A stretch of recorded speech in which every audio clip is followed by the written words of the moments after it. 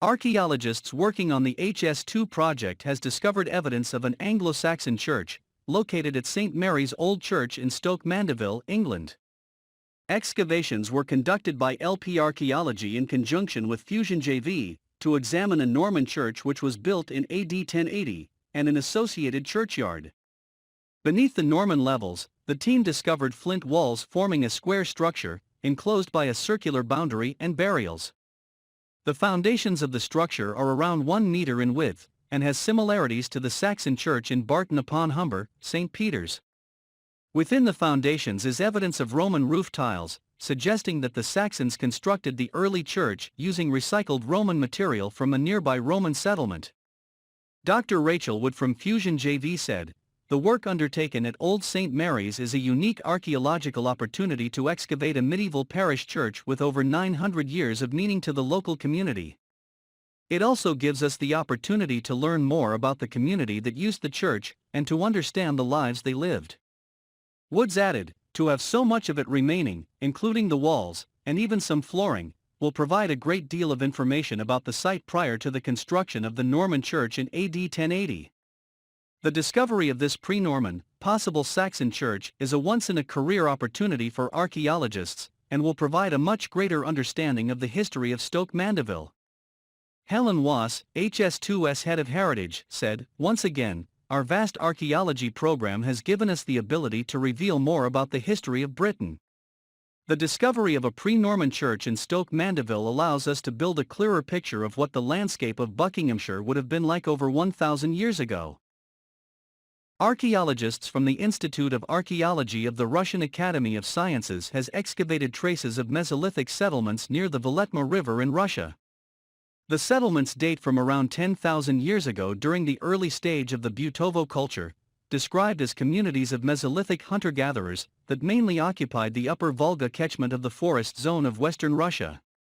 During this period, glaciers covering most of Eurasia had already retreated, and the megafauna had mainly gone extinct in the region.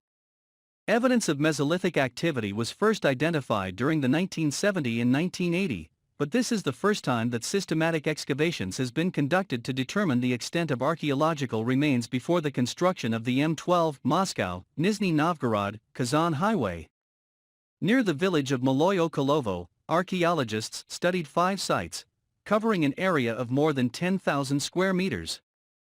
As well as Mesolithic activity, objects of later eras from the Neolithic, Bronze, and early Iron Age was revealed.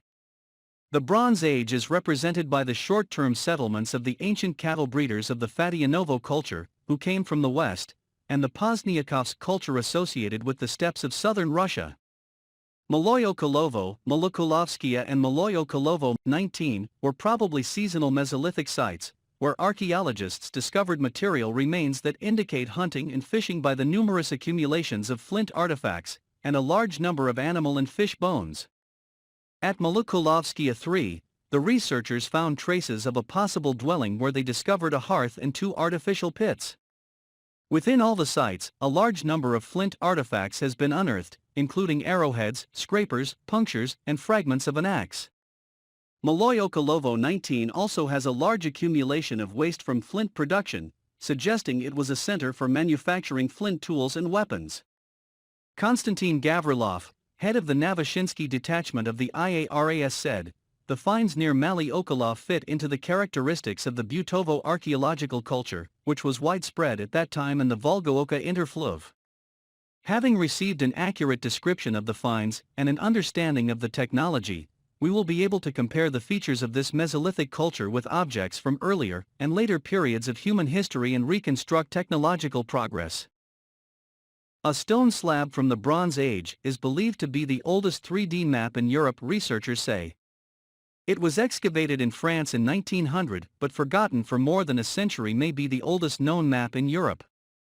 The intricately carved stone is thought to date from 2150 to 1600 BCE and uses 3D topographical carvings to map out the valley of the River Odette in western Brittany.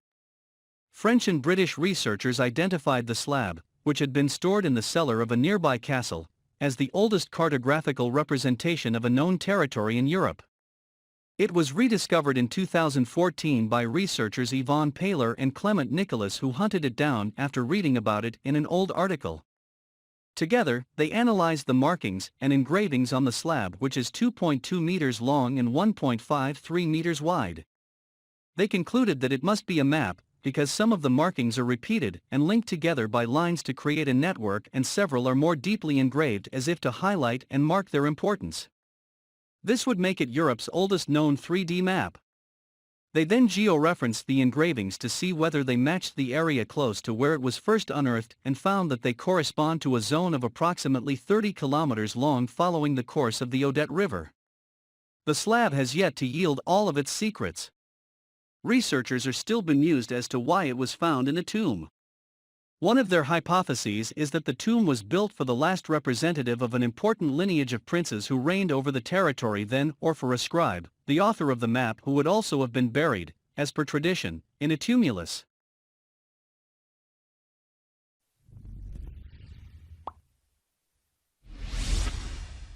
Archaeologists unveil Deluxe carriage from 2,500 years ago.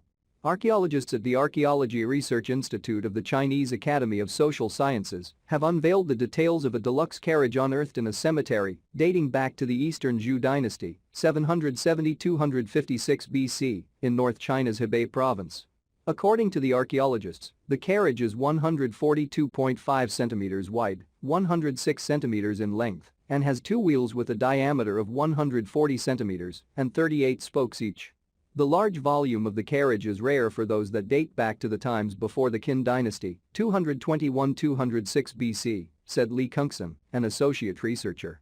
The archaeologists also found many exquisite patterns painted on the surface of the carriage and a pair of beast-shaped metal badges embedded into the carriage that have gold foil decorations stuck to them, which still hold their shine even after being underground for such a long period of time.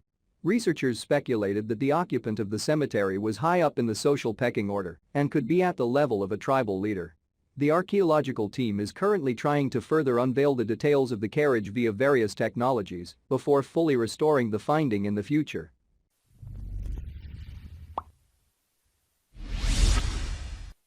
The ancient Egyptians, known for their elaborate mummies, took a lot of care in preparing for the afterlife. Now, for the first time, archaeologists have discovered that they had a bustling funeral industry, too. As it turns out, priest embalmers were also savvy business people whose tactics presaged the modern funeral industry. A burial workshop unearthed in 2018 in Saqqara, an necropolis, or city of the dead, 20 miles south of Cairo, offered Egyptologists the first major opportunity to document a site where mummies were made. Archaeologists behind early excavations likely overlooked such sites in their eagerness to uncover richly decorated royal tombs. But as it turns out, the Egyptian funeral parlor wasn't just preparing the pharaohs for the afterlife. They offered a whole range of services, from ornate golden funerary masks to cheaper plaster ones, embellished with gold foil. The canopic jars, which stored the organs of the dead, could be made from alabaster or cheaper painted clay. The evidence we uncovered shows the embalmers had very good business sense, says Ramadan Hussein, an Egyptologist at the University of Tübingen in Germany. The ancient funeral parlor was located beneath a burial shaft that had last been investigated in the late 1800s. Archaeologists had to remove 42 tons of debris to access the chamber, found just 3 feet below where the earlier excavations had ceased.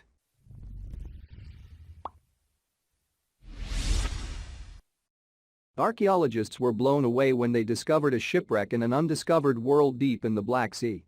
The team from Black Sea Mystery used a supporter device fitted with a camera to plunge 150 meters into the depths of the waters. Oxygen at this level disappears in what sky history described as a dead zone, meaning the vessel discovered was incredibly well preserved. The team were filmed as they made the find and could be heard celebrating the stunning vessel they had located in an undiscovered world. Another researcher said, "Oh, this is beautiful, this is absolutely beautiful." The teams found wooden balustrades around the ship's quarterdeck, ropes for working the sails and more fascinating artifacts. The experts highlighted that in another sea, the ship wouldn't have been as well preserved. However, the Black Sea has become synonymous with centuries-old vessels being discovered in excellent condition. One archaeologist said to his colleagues, "Have you seen the carvings? Absolutely beautiful. The patterns on some of the ship's parts are Islamic, meaning the ship would have sailed during the Ottoman Empire 300 years ago." A fellow expert continued. It's just unbelievable. It's down 300 meters and we are looking at it. We are discovering it. Now for the first time. The array of vessels are still languishing in the Black Sea, which was branded the Hostile Sea. Remarkably, the team who made the find weren't even initially looking for shipwrecks. The group had been investigating the effects of sea level change on early human societies when their underwater cameras made the unexpected discovery.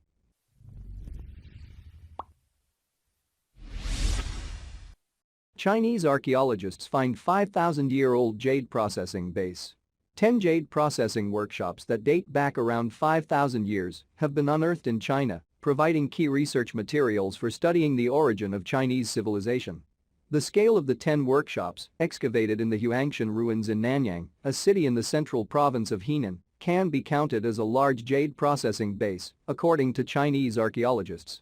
The discovery fills in the blank of the Jade Workshop remains in the Neolithic age in the central plains and middle reaches of the Yangtze River, said Ma Zhengkai, leader of the excavation project under the Henan Provincial Institute of Cultural Heritage and Archaeology. It provides key materials for the study of Chinese civilization at the vital time of around 5,000 years ago in the key region of cultural exchange and collision between the North and the South, according to Ma. 3 well-preserved workshops can be traced back to the period of Yangshao culture, among which 2 workshops each cover more than 120 square meters with a large and complicated structure.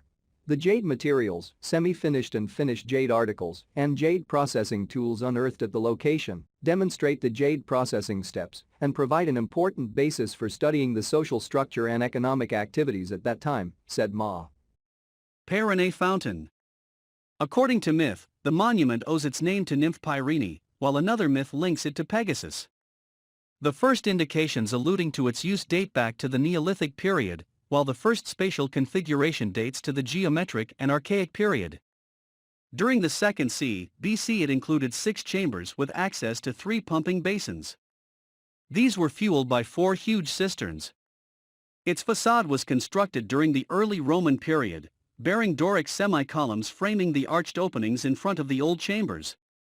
A little later, a rectangular yard placed to the north of the fountain was surrounded by high walls.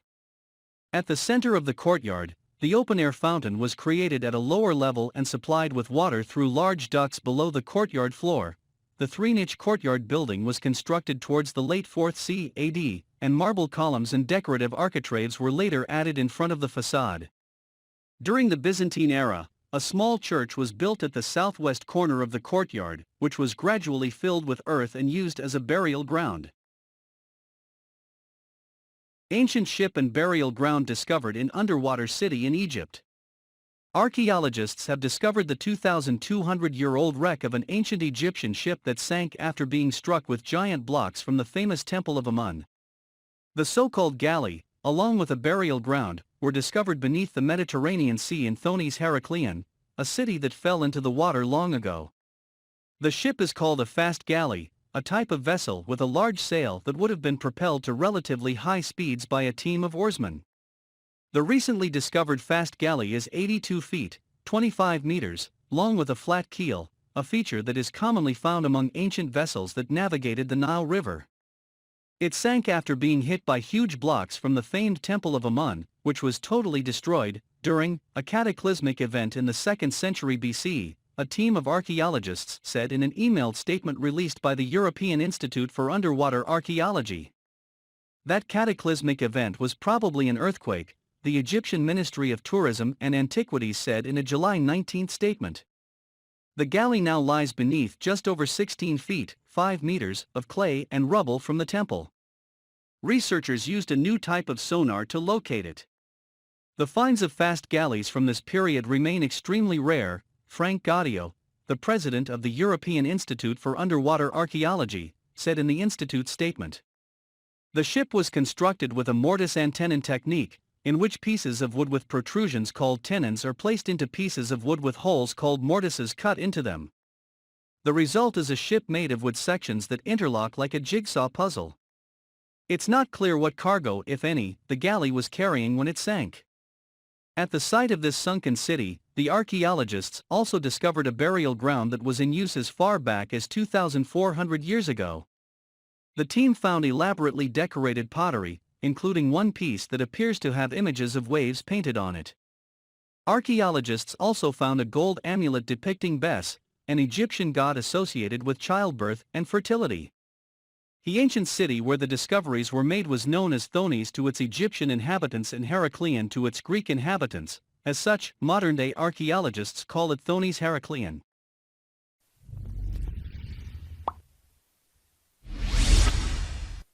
The probable Roman shipwreck was found in Serbia under the most improbably of circumstances. The coal miners at the Kostolac surface mine were excavating a slope when they found something unexpected: the remains of 3 shipwrecks which seemed to be from the Roman era, according to a report from Ars Technica. The boats were buried under the mud of what used to be ancient riverbank and are currently estimated to have been buried there for at least 1,300 years. The find, while unexpected, is far from improbable since the mine is located close by what used to be the Roman town of Viminacium. The largest of the boats was a flat-bottomed riverboat that was nearly 50 feet long and was constructed in a way that suggests Roman shipbuilding techniques were used. The other 2 wrecks were of a smaller, simpler scale. They were both dugouts that had been carved from single tree trunks. It's known that boats of this type were used by Slavs who wanted to attack the Roman frontier. Myamar Korak, the director of the Archaeological Institute and head of the Viminacium Science Project, estimates that between 35 to 40% of that ship was damaged when the mining equipment dug into the slope. An archaeological team collected all the pieces and believes that we'll be able to reconstruct it almost completely. The hope is that when all 3 ships are reconstructed, they will be able to shed some light on when they were built and how they ended up where they were found. Underwater archaeologists from the Soprintendenza del Mare Region Siciliana, RPM Nautical Foundation, and the Society for the Documentation of Submerged Sites, SDSS, has recovered 2 more bronze warship rams at the site of the Battle of the Egates Islands, a pivotal naval engagement during the First Punic War that led to the victory of Rome over Carthage. The Battle of the Egates Islands, also called the Battle of the Egates, was a naval battle fought on the March 10, 241 BC off the western coast of the island of Sicily. Ancient authors recount the size and scale of the battle, which saw hundreds of ships ramming each other as the Carthaginian forces sought to break through the Roman line in order to reach and resupply the Carthaginian army on mainland Sicily. The Romans enjoyed far greater mobility, since their vessels were carrying only the bare necessities, while the Carthaginians were burdened with the equipment necessary for sustained travel and provisions for the Sicilian garrisons. Following the Roman victory, Carthage signed the Treaty of Lutatius, in which Carthage surrendered Sicily to Rome and paid substantial reparations. Ongoing underwater surveys of the battle site has been conducted from the Hercules research vessel using an autonomous underwater vehicle, AUV, to map the seafloor, and a remotely operated vehicle, ROV, to inspect submerged targets. The survey area spans 270 square kilometers with the main battle concentration spreading over 12 square kilometers. During the 2021 survey season, the researchers had sought to delineate the site to the north and east, when they discovered 2 more bronze warship rams along with 4 from earlier in the season, bringing the total discovered from antiquity up to 25, in addition to dozens of lead slinger bullets used as lethal projectiles in combat, several bronze helmets and cheek pieces, and Roman and Hellenistic Greek coins.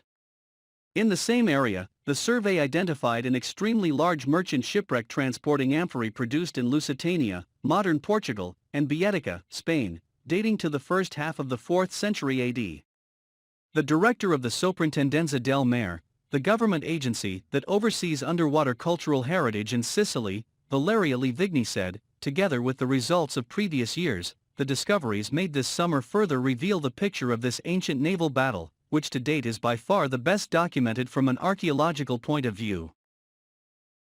Several hundred medieval fragments of ceramic shells, arrow and javelin heads, and a unique silver figurine depicting a man have been discovered by archaeologists during excavations of a fortified settlement in Chodlik, Lublin province. The Slavic fort in Chodlik existed from the 8th to 10th century.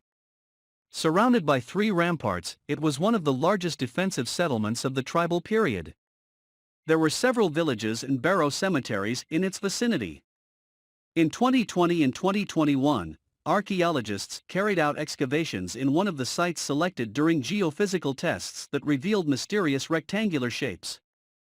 Research project leader Dr. Lukas Michałek from the Institute of Archaeology and Ethnology PAS said, "We wanted to check if there were residential building within the fort and verify our knowledge about the final phase of its functioning."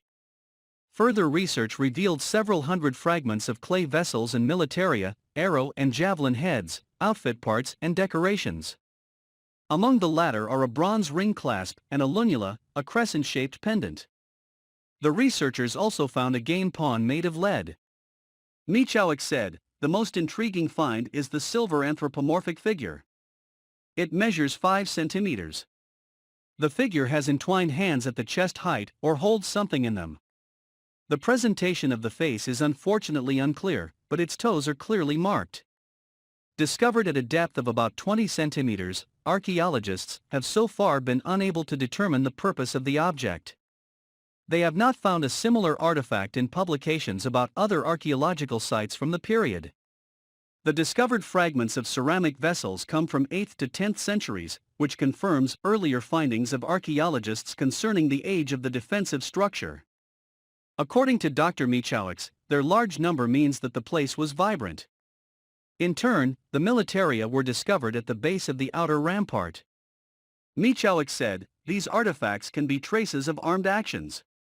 The Chodel Valley is a very strongly fortified settlement microregion. There are 4 forts located very close to each other, additional fortifications in the form of a longitudinal rampart, 2 important trade routes crossed here. It was certainly a rich place of interest to attackers. At the base of the shaft, archaeologists also found 2 early medieval coins. According to experts, they come from the beginning of the 11th century. Until now, researchers believe that the fort ceased to exist in the 10th century. Michałek continued, "During that time, the settlement was believed to have been moved a few kilometers west towards the Vistula, where forts and settlements in Kladnica and Podgorze certainly functioned in the 11th century." The newly discovered coins justify further research on the chronology of the fort in Chodlik and its possible shift to the 11th century. We are also counting on the results of radiocarbon dating.